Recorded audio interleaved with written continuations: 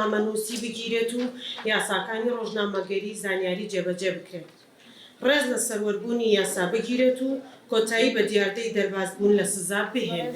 ڕۆژنامەنووسانی دەتوانە بوێر. ئەم کاتتان باش و سپاس بۆ ئامادەبوونتان. پێش خوێندنەوەی ئامارەکان دەمەوێت بابەتێکی گرنگ بخەمەڕۆ. ئەم ژمارانەی کە تۆمار کراون نوێنەرایەتی داتای تیۆری ناکەن و ناکرێت تەنها بابەتی سەر کاغەز تەماشا بکرێن. لە ماوەی ساڵی ڕابردوودا سنتەری میترۆ کەسی ڕاستەقینەی بەڵگە کردووە کە کەسانی ڕاستەقینەیان جێدا بووە.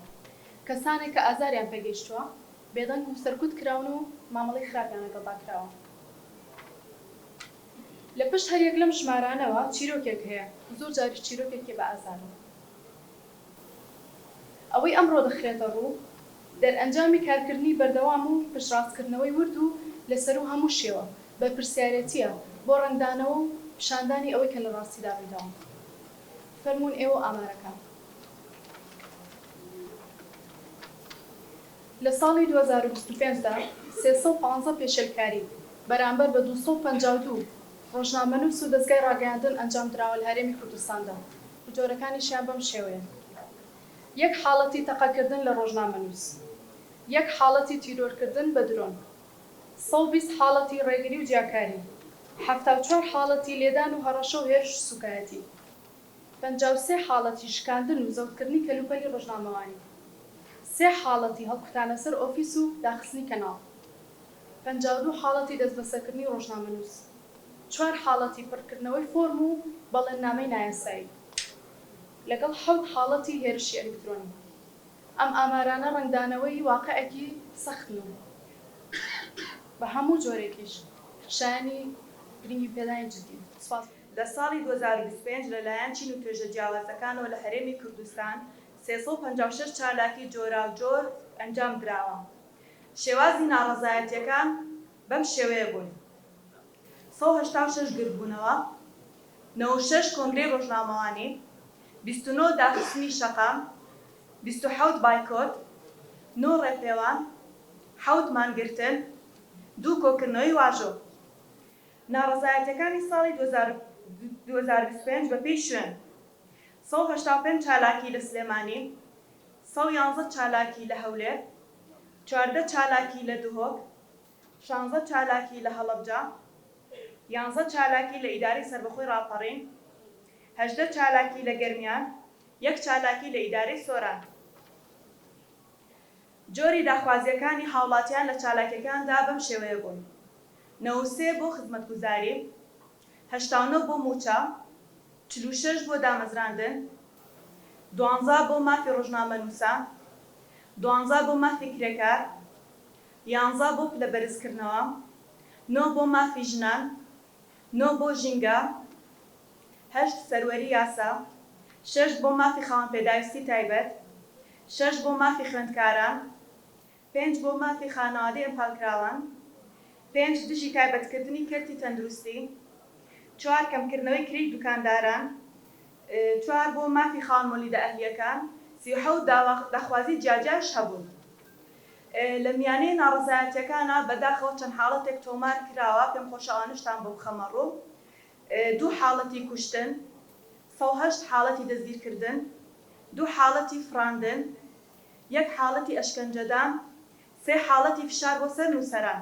داتاکان بەم شێوە بوون. زۆر سپاس بۆ گوێبیستن. وام ساڵیش راپۆرتی ڕۆژی ئازادی ڕۆژنامەگەری بۆ ساڵی 2025 دەخینە بەردەستی ڕایگەشتی و هەرسێ سەرۆکایەتیەکەی هەرێمی کوردستان کە تیایدا سنتەری میترۆ وەک ڕێکخراوێکی کۆمەڵگەی مەدەنی چاودێر بەسەر جێبەجێکردنی یاساکانی ڕۆژنامەگەری، مافی زانیاری، مافی خۆپیشاندان 2 راپۆرت ڕادەگەیەنێ. سەر لە نوێ داتاکان پێمان دەڵێن کەشێکی پڕ لە تەحەدا لە بەردەم ڕۆژنامەنووس و ئازادی ڕادەربڕینە. لە کەیسەکانی شەیدانی ڕۆژنامەگەری ماف بۆ خاوەن ماف نەگەڕاوەتەوە. جارێ هەردوو ڕۆژنامەنووس شێروان شێروانی و قارەمان شوکری لە زیندان ئازاد نەکراون. 12 ساڵ تێپەڕیوە جارێ ڕێنمایی بۆ ئاسان جێبەجێکردنی یاسای زانیاری دەرنەکراوە. ڕۆژنامەنووس چالاکوان لە هەڕەشە و تۆقااندن و دەستگیرکردن نەپارێزراون لێپرسینەوە لە ئەنجامدانی توموتیژی دژی ڕۆژنامەنووسان ناکرێت.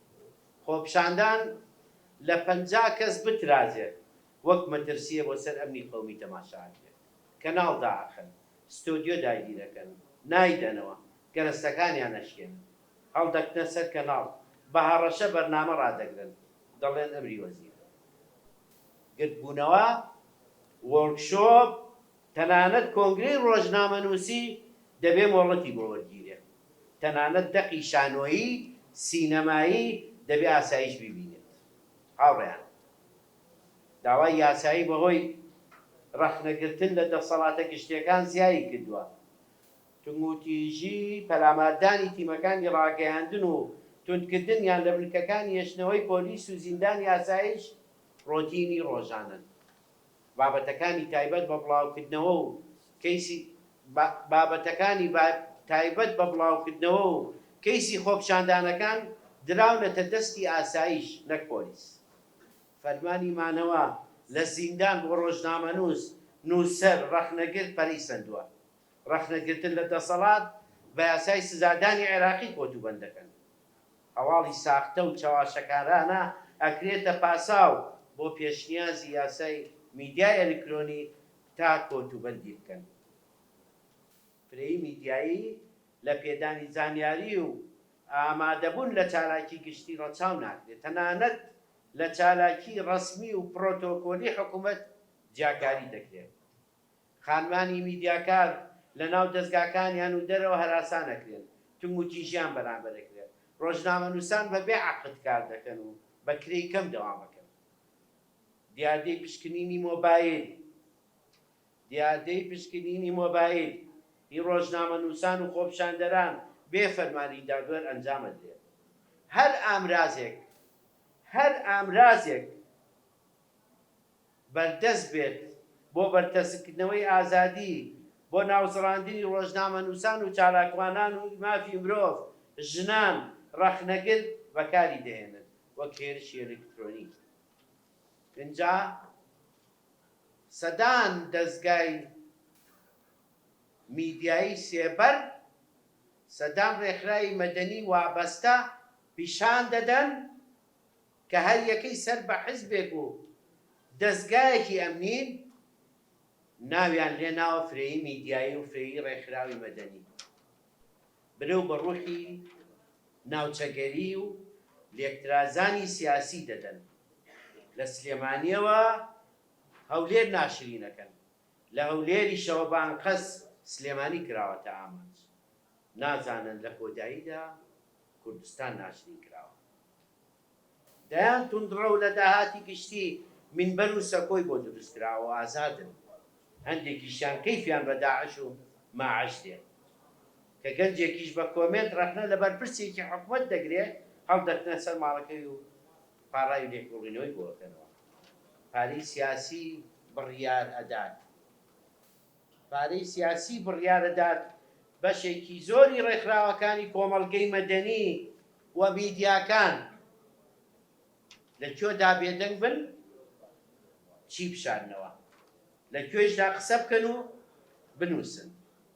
هاوڕێیان ئێمە لە بەردەم ناشرینترین زەمەنی بازاڕی کڕینی ویژدانی کە تیایدا هەڵوێستی ڕێکخراوی کۆمەڵگەی مەدەنی ئەخلاقی پیشەیی ڕۆژنامەنووسان ویژدانی نووسەران بە پارەی سیاسی کڕین و فرۆشی پێدەکرێت. نرخیان لەسەر هەموو شتێدا ناوە. لە ئۆپۆزیسیۆنی ژێر خێوەتی دەسەڵات و ڕەخنەگری بێبار بەڵام لەناو ئەم دیمەنەدا دڵیشمان بەیەوە خۆشە کە مینەیەک لە نووسەران ڕۆژنامەنووسان چالاکوانانی ڕێکخراوی کۆمەڵگەی مەدەنی چالاکوانی سیاسی کە بەرگری دەکەن و بەوفان بۆ شەرەفی وشە و ئەخلاق و بەهای کارکردنیان هەڵوێستی سیاسی و نیشتیمانیان نەدۆڕاندووە. ئەمە ئاوێنەکەیە با خاوەن بڕیاری ئەم وڵاتە خۆیانی تیادا ببین و ئامادەین ئێمەش بیسەلمێنین. ئەمە دیمەنی ئازادی ڕادەربڕین و ڕۆژنامەگەریە کە لە هەموو گۆشەیەکەوە توموتیژی، لە هەموو لایەکەوە گەمارۆدان و ناحەقی بەمەش دەسەڵاتی ئەم وڵاتە خۆیان نەک ئێمە پەیامێ بۆ ڕای گشتی و ناوخۆ و دەرەوە دەنێرن هاوڵاتکە هاوڵاتیانی هەرێمی کوردستان مافیان پارێزراونیە و یاساکانیشمان ڕێز لێگیراونین. خۆمان بۆ ئەو شەهید و قوربانیانە دەرەبڕین کە لە ڕووداوەکانی ڕابردووی ڕۆژەکانی ڕابردووی ڕۆژاوای کوردستانە لە شێخ مەقسوود و ئەشرەفیە گیانی پیرۆزیان بە خاکی نیشتیمان سپارد. ومێ دەکەم خوێنی ئەوان ببێ بەو هێزەی کە بتوانێت سەقامگیری و ئاسایش و ئارامی و ئازادی بە نیشتیمانەکەمان و بە تایبەتی بە ڕۆژاوای کوردستان ببەخشێت. بەڕێزان، ئێمە لە باوەڕەوە نەک لە بەرەوەی کە پارێزگارین یان لە پستێکی حکومڕانیکردنین لە باوەڕی تەواومانەوە کە لە بڕوا و بیرمانەوە سەرچاوی گرتووە باوەڕمان بە ئازادی ڕاودەربڕین و ئازادی ڕاگەیاندن و ئازادی کاری ڕۆژنامەگەری هەیە. ئەم باوەڕە ئامانجێکی گەورەی مرۆڤایەتی و بەردەوامبوونی مرۆڤایەتیە پشتگیری لەکەین. هەموو هەڵوهەڵانەی کە سەنتەری میترۆیاوێتی و هاوپەیمانی 19 داویانە کارێکی گرنگن. ئێمە لە لە ڕابردووە بەردەوام گلەی ئەومانە کرد یان ناڕازیە بووین بەرامبەر ئەو راپۆرتە نێودەوڵەتیانەی کە لەسەر ئازادی ڕادەربڕین، ڕەوشی سیاسی، بارودۆخی کۆمەڵایەتی، بارودۆخی ئابووری، ئازادی ڕادەربڕین و میدیا لە ناوەندە نێودەوڵەتیەکان بڵاوەکرانەوە. پێمان وا بوو ئەوانە شتێکن بەبێ ئەوەی لەناو واقعی کۆمەلگاکەی ئێمە بن واگەیان لەتەون و بەرمیلمانانی کۆمەڵایەتیەکان بێ. ئەو داتا و زانیاریان نووسیوە و بەردەوام ئەوانە بە راپۆرتی دوور و درێژ لەلایەن لایەنە پەیوەندیدارەکانی حکومەتی هەرێمی کوردستانەوە وەڵامە درانەوە. بەشێکی زۆری ئەوانەش بە نەرێنی واسی و بارودۆخانەیانە کرد.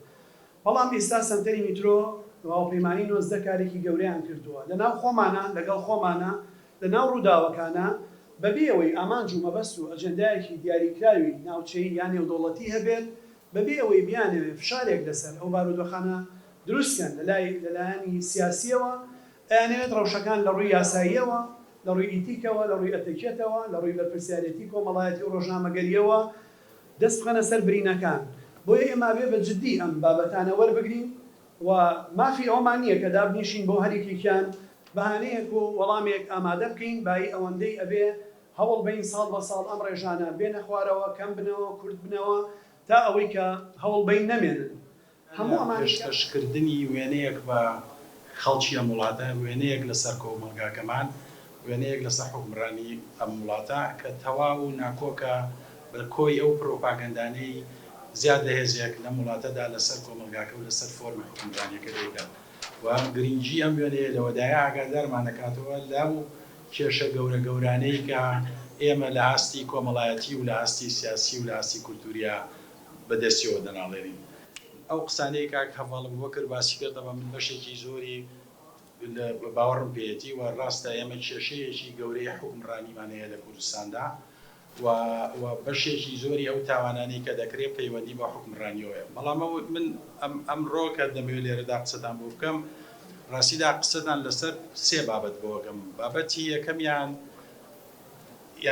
ئێمە پێویستمان بەڕوانینێک هەیە بۆ کۆمەلگا کە پێمان بڵێ کۆمەلگا وەکو کۆمەلگا چ جۆرە پێکاتەیەکە. ینی لای ئێمە بەشێکی زۆری ئەو ڕوانینانەی کە بۆ کۆمەلگا هەیە باز بەسەر ئەو هەموو جیاوازیانەدادا کە لەناو کۆمەلگادا هەیە. باز لە زۆری ناکرێ. ئێمە زۆرینەی دەنجی سیاسیمان هێناوە، ئێمە زۆرینەمان موسڵمانین، ئێمە زۆرینەمان خەڵکی شارە گەورەکانین. بەڵام لەناو هەر زۆرینەیەکە دنیایەک جیاوازی گەورە گەورە هەیە. لەناو زۆرینەدا فۆرمی جیاوازی دینداری هەیە، فۆرمی جیاوازی بیرکردنەوەی سیاسی هەیە و فۆرمی جیاوازی تێڕوانین بۆ ئێستا بۆ ئایندا خەونی جیاوازی تێدایە و خەڵکانی جیاوازی تێدان. لێرەوە تەنها کێشەکە لە ئاستی حکومڕانیدانە کە بێگومان ئاستێکی هێزگار گرنگە، بەڵام لە پشتی ئەوەشەوە ئێمە پێویستمان بە دەستکاریکردنی ڕوانینمان هەیە بۆ کۆمەلگاکە.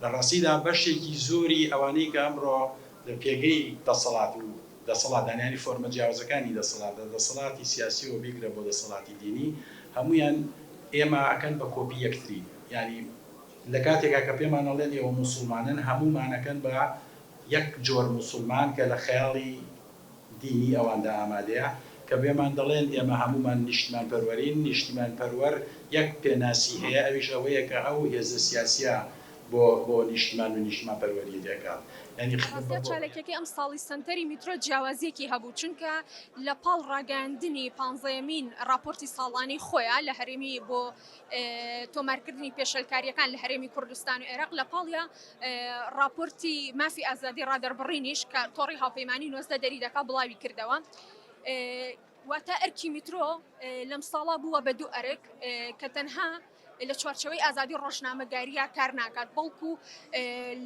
کار بۆ هەموو ئەو ئازادیان بەڵکو کار بۆ هەموو ئەو ئازادیانەکە کە بەرامبەر تاک بە تاکی کۆمەڵگە ئەکرێت ئەمەش ئەرکەکەی مترۆی دوو ئەوەنە قرس کردووە ئامارەکانیش لە ڕاستی ئەم ساڵ ئامارەکان بەرەوسەرەوە ڕۆیشت وەکو وتم لەبەرەوەی کە ئێمە راپۆرتی مافی ئازادی ڕادەربڕینیشمان بڵاو کردەوە دوور و نزیک هەمومان ئاگادارین کە لەم ساڵە خۆپیشاندانەکان تاکە کەس نووسەر حیزب لایەن بەبێ ئەوەی کە لەلایەن دادۆرەوە ئاگادار بکرێنەوە هێرش کراوەتە سەریان وە کەناڵی میدیایی داخراوە نووسەر تەکفیر کراوە بۆیە ئامارەکان بەداخەوە لەم ساڵە پێمانەڵێن کە بەرەوسەرەوە هەڵکشان ڕۆیشتون و هەم ئامارەکانی ئازادی ڕۆژنامەگەریش بە هەمان شێوە هەر لە هەڵکشانایە زۆری ڕێکخراوەکانی کۆمەڵگەی مەدەنی و میدیاکان